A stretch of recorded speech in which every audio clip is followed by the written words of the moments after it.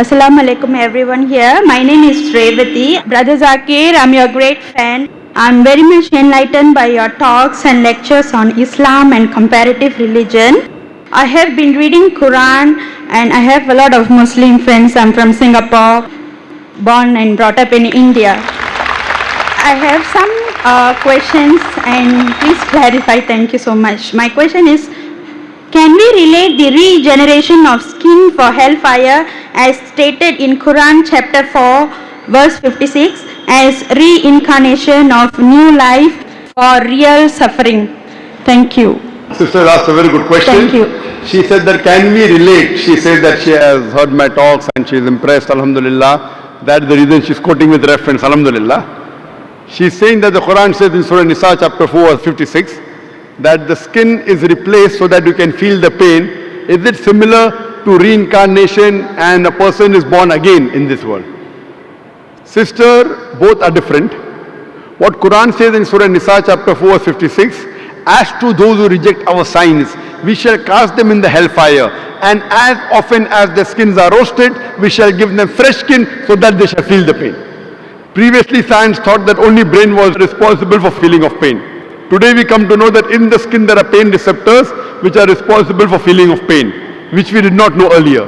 Quran says that God will give fresh skin so that they shall feel the pain. Scientifically it is proven. Now for example, Almighty God is just. Quran says in Surah Nisa chapter 4 40, Allah subhanahu wa ta'ala is never unjust in the least degree. That means he is very just. For example, history tells us that Hitler incinerated 6 million Jews. Today, if our law catches Hitler, what punishment can you give? Maximum you can give is kill him. That will take care of one. What about the remaining 5,999,000 people that he has killed? In the Akhirah, in next life, Almighty God says, as to those who reject our signs, we shall cast them in the hellfire. As often as the skins are roasted, we'll give them a fresh skin. If Almighty God wants to incinerate Hitler 6 million times, he can do it. 12 million times he can do it. This is an example of the punishment in the next life. This does not justify about the cycle of rebirth. This cycle of rebirth, sister, if you read in the Vedas, Veda is the most authentic book amongst all the Hindu scriptures. The Veda speaks about Punarjanam. In Rig Ved, volume number 10, Punarjanam. Punar means next, Janam means birth. Even we believe in next birth. Even Quran talks about next life. Once we die, we'll be resurrected on the day of judgment. Same thing Veda says. Punarjanam means next life. But the scholars of Hinduism, they came out with a philosophy known as Samskara. Samskara in Hinduism, it is the cycle of birth, rebirth, birth, rebirth, birth, rebirth. This is nowhere mentioned in the Veda. Veda speaks only about next life, which even Quran speaks. But the scholars of Hinduism could not justify how people are born. Some people are born handicapped, some people are born in poor family, some people are born with congenital heart disease.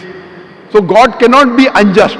So to justify the justice of God, they come with a new philosophy called as samskara, cycle of birth, death.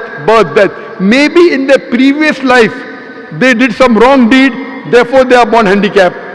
This is the philosophy of the Hindu scholars, not of the scripture. Your Vedas are very explicit, Punarjanam, next life. Even Quran says, you come in this world. Allah says in the Quran in Surah Mulk chapter number 67 verse number 2, Allazi khalaqal mauta wal hayata. It is Allah who has created death and life to test which of you is good indeed. So this world you have only life once. Once you die, Almighty God will resurrect you on the day of judgment. That's what the Vedas say. But the Hindu scholars, they could not explain why some children are born deaf, some dumb, some with heart disease, some in a poor family. Because they could not justify, they came with this philosophy which is not mentioned in the Vedas. Same way if you read Bhagavad Gita. Bhagavad Gita says that how does a soul change body? How does a caterpillar, when he goes to a blade, he jumps onto a new blade? Same way the soul changes into a new body. Doing once we have no problem, but doing multiple times is totally wrong. Now, I will give the explanation. What does Islam have to say that? Or you will ask me the question, okay, if the Hindu Pandits are wrong, what is the explanation in Quran? In Islam, As I mentioned, Allah says in Surah Mulk chapter 16 verse number 2, Allazi khalaqal mauta wal hayata. It's Almighty God has created death and life to test which of his good indeeds. So this life, sister, is the test for the hereafter. Every year when you appear for the examination, the test paper keeps on changing, right or wrong? You can't have the same paper.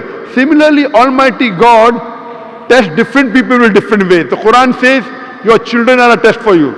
Quran says your wealth is a test for you. So Almighty God makes some human beings born poor, some rich. For the rich people, they have to give zakat. In Islam, every rich person who has a saving of more than 85 grams of gold, he or she should give 2.5% of that saving every lunar year in charity called as zakat.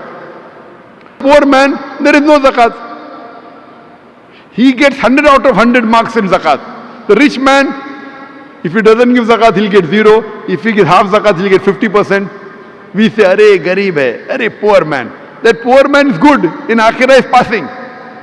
So poverty is a test, wealth is a test. Whether do you follow the commandment of Almighty God. The Quran says even your children are a test. Maybe there's a couple who's very pious. To that couple is born a baby who has congenital heart disease. That baby has done no sin. Quran says every child is born as a masoom. Every child is born sinless. It is a test for the parents. That do the parents yet have faith in Almighty God? If the parent has less faith, he will start complaining, what type of God is this? I have prayed so much, yet he is giving me a child with handicap. A good Muslim, he will say, Alhamdulillah, praise be to Allah. He will accept it. He will not complain. Maybe God wants to give that parent higher degree. If you pass your bachelor's in arts, easy test, you get bachelor's degree. But if you pass MBBS, you get doctor in front of your name. But to pass MBBS is difficult. So maybe Almighty God wants to give that parents a higher degree in Jannah. Even if they pray 5 times, now God wants to test them by giving them a child which is handicapped. To see whether the parents yet have faith in God or not. If they pass the test, they get a higher degree in Jannah. So the wealth, poverty, health, disease is a test. It is nothing to do with your previous life. That is the theory of the Pandits, not of Vedas. So Veda is the same thing what Quran is talking about. You come in this world once, then you have next life, Punarjanam. But not death, birth. This is not part of Veda. Hope that answers the question, sister. Sister, do you believe there is one God? I believe that there is one God and Prophet is a final messenger. Thank you. MashaAllah. Do you believe idol worship is wrong? No, I'm not doing idol worship for the past 9 years. And I would like to take Shahada with my children in Singapore later. Thank you so much.